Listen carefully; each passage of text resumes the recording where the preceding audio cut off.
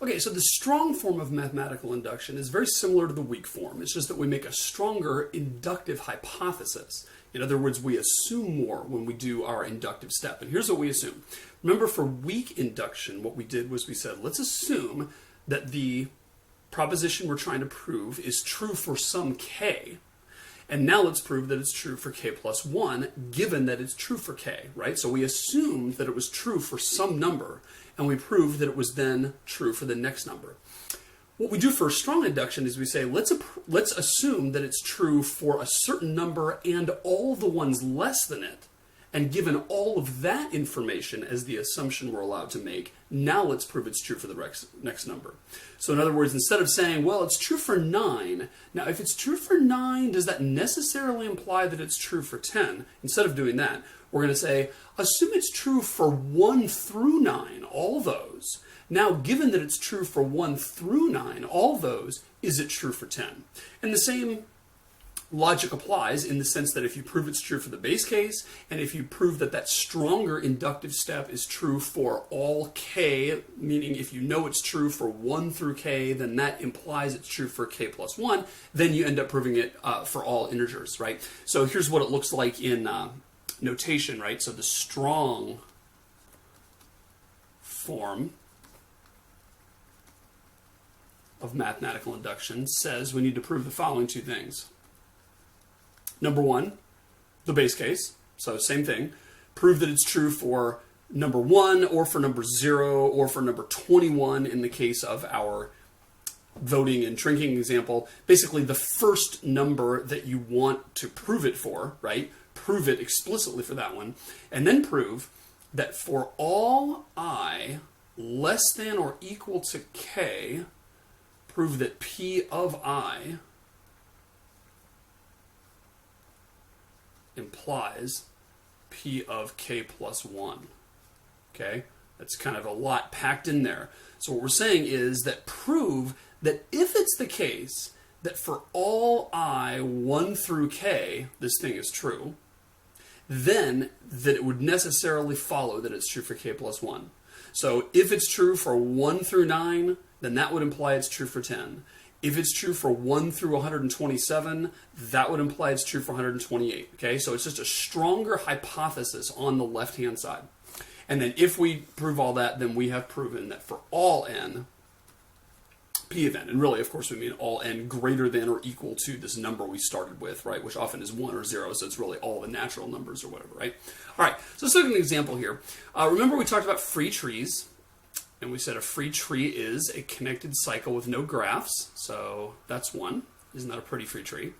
And we noted at the time that there's this property that the number of edges is 1 less than the number of nodes. So the number of edges is the number of nodes minus 1. And so in this particular example, we have 7 nodes or 7 vertices, and we have 6 edges, right? And this is how it has to work out to be. Now, at the time, we just sort of said, you know, that's true. But now we're going to prove that it's true. We're going to use the strong form of mathematical induction. I think you'll see why we need the strong form in a minute. So number 1, we're going to do the base case. So note that P of 1 is true. Oh, I haven't stated what the proposition is. Sorry. We're going to say P of n is the proposition that every free tree with n nodes has n minus 1 edges. Okay? So again, we always have to turn mathematical induction into something to do with the natural numbers.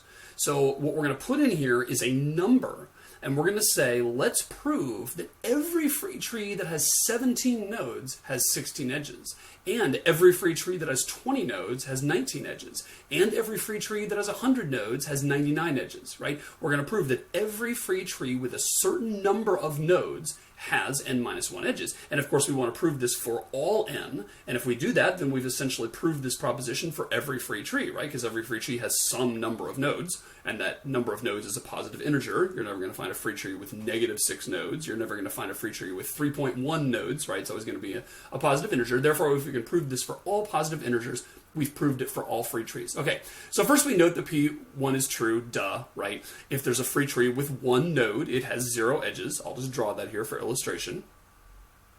Isn't that a nice little tree? Okay. All right, back to business. Now, number 2, we're going to make our inductive hypothesis, our inductive assumption. We're going to assume P of K is true, not just for some value K, but for all I less than or equal to K. So we've got 3 variables going on here. We've got I, K, and N. K is sort of the level that we're at, and we want to prove the next level. I is all the levels up to and including the current level. And then N is the thing that we eventually want to prove for everything, right? So right now, N is kind of off the table. We're just talking about K and I. And we're going to say, assume that all free trees of 17 nodes or less have that number of nodes minus 1 edges. Okay, so all smaller trees than K plus 1, we're assuming that this property holds for. It's a pretty strong assumption, right? And all we have to do is prove that if that's true, then it's true for a free tree with K plus 1 nodes. So we need to prove that P of K plus 1 is true. Okay, so how are we going to do it? Here's how we're going to do it. Take any K plus 1 node free tree. Okay, so the purpose of this step is to prove the proposition for K plus 1. So we're going to say take any free tree of that many nodes. So to make this concrete here, let's just say for a moment that K plus 1 was 6, which means K equals 5, right? So we're saying take a 6 node free tree. Let's draw one.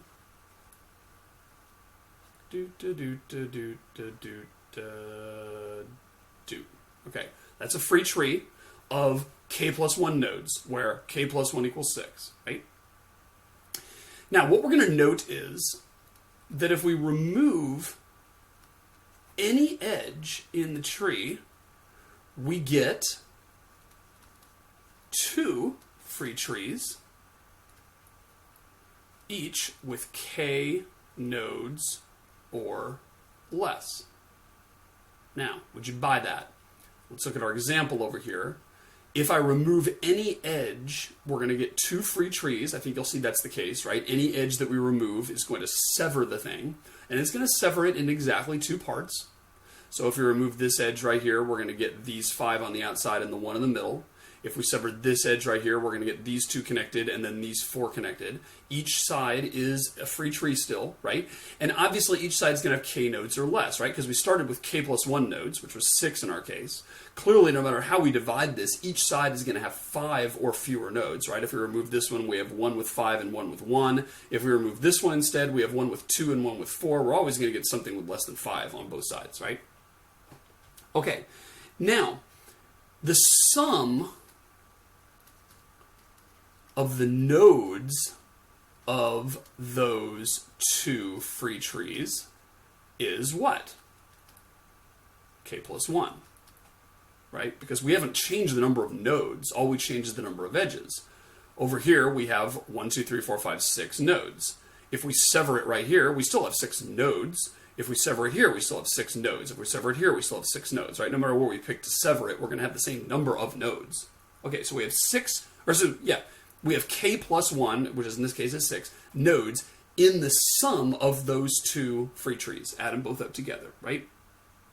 Okay, now, let K1 be the number of nodes in the first tree, and K2 in the second tree.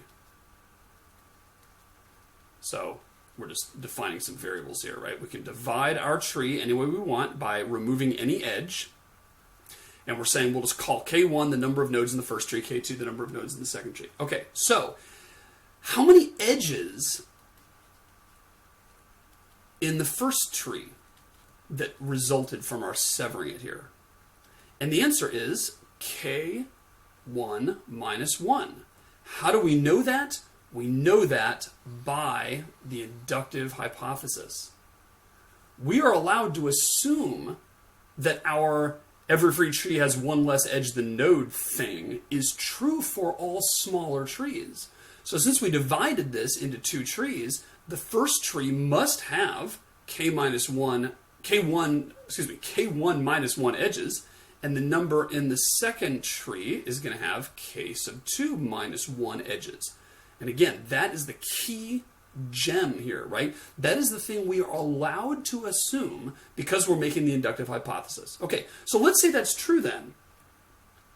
Then how many total edges in our tree?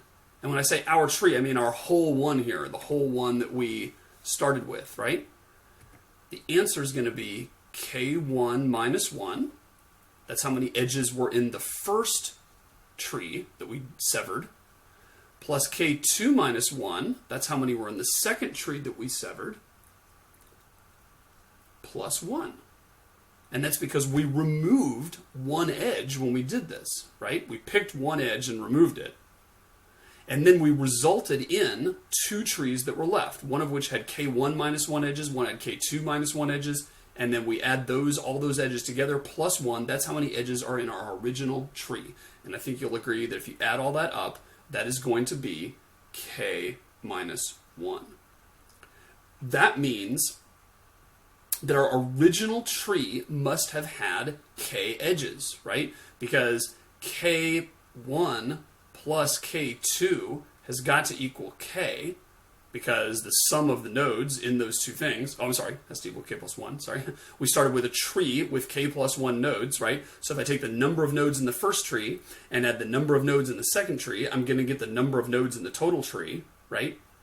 Okay, so then if I take k1 minus 1 edges and add k2 minus 1 edges, and then I add 1 to it, then that is going to end up giving us k1 plus k2 minus 1 plus 1 is minus 1. That's how many edges are going to be in our combined tree.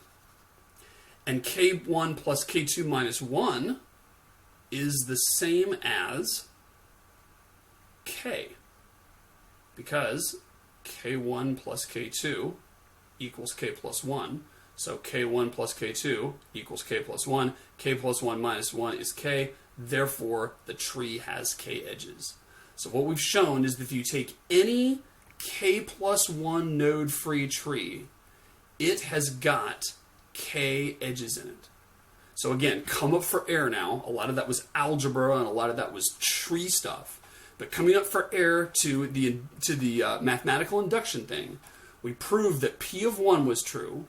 And we proved that if it's true that for all I less than or equal to k, p of k is true, in other words, if all smaller trees have one less edge than node, then that whole thing is going to imply that a tree that is k plus 1 in size is going to have one less edge than node. And therefore, those two things together prove that for all n, p of n, in other words, all free trees have one less or one fewer edge than vertex, right? So a lot going on there, and I guess there's two things to get, right? One thing to get is how mathematical induction works, and that's really the big purpose of this episode, right? The second thing is, once you know you're going after this prove the inductive step thing, what are the tricks to do it, right? And that has to do with the particular problem you're dealing with. Are you dealing with, rational numbers? Are you dealing with, in the square root of 2? Are you dealing with free trees? Are you dealing with voting age and stuff, right? I mean, all that is going to totally depend on the problem, and there's, normally some math, some arithmetic, some algebra or whatever to crank through.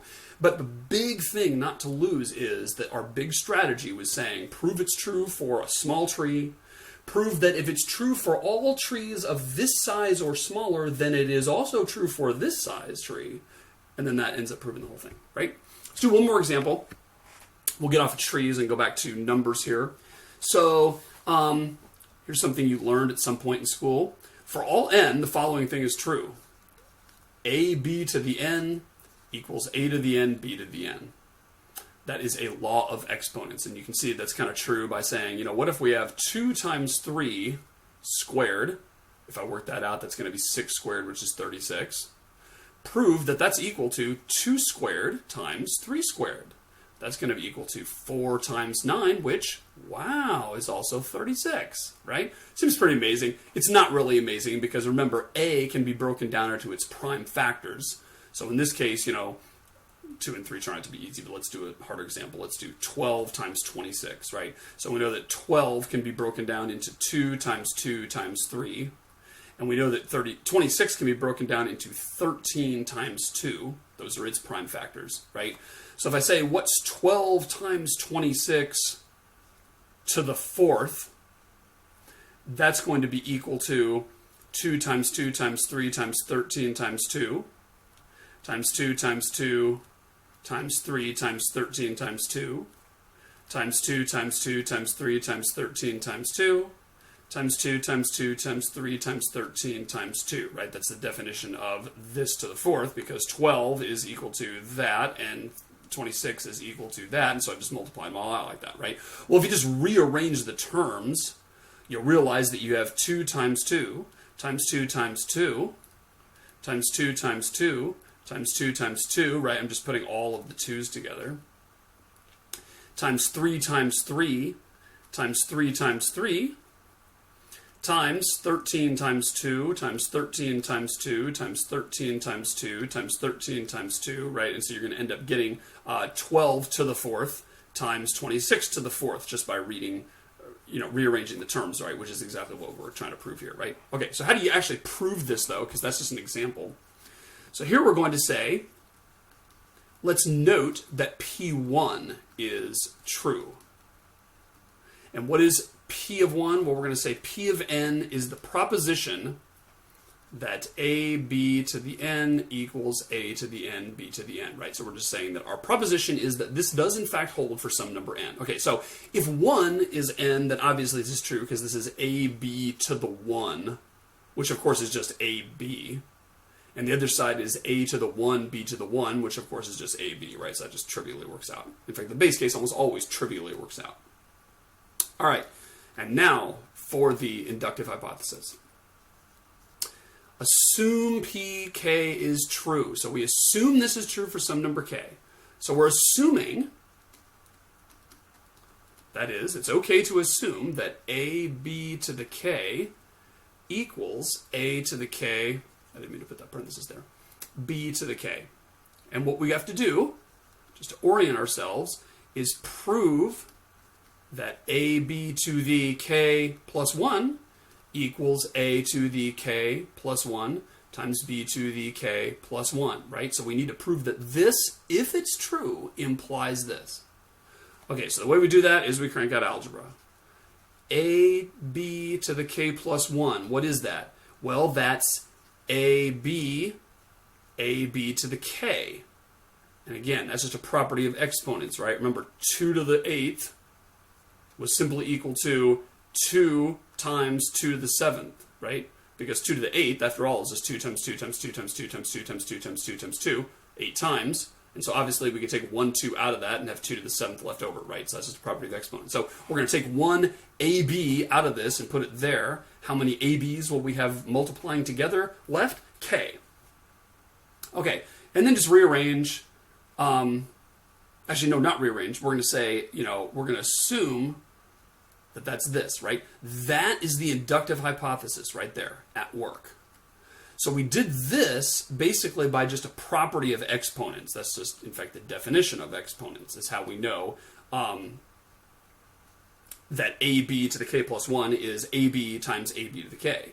This here is a totally unwarranted conclusion. We do not know that this is true, but we're going to assume it's true by the inductive hypothesis, right? That's what we're assuming there. Okay, so assume that's true, then we just rearrange, and now we get, a to the k, or excuse me, a times a to the k times b to the k, right? All I did was swap the position of those two things.